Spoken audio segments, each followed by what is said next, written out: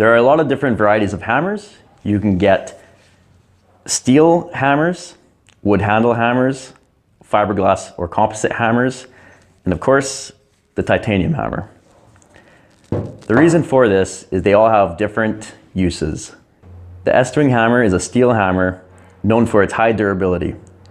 The issue with the steel hammer is that it has a high vibration rate, which can lead to ergonomic injuries to your wrist, your hand, your elbow, and even your shoulder.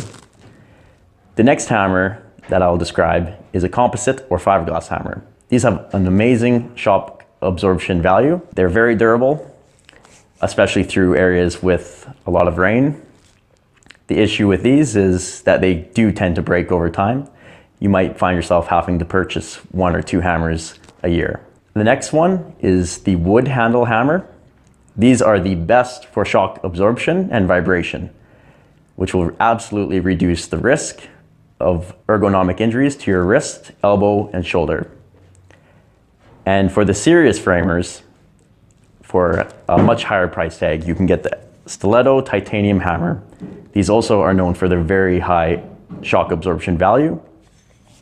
And they have a cool few features, such as the side nail puller and the front face nail setter with a magnet, as well as these holes in the handle.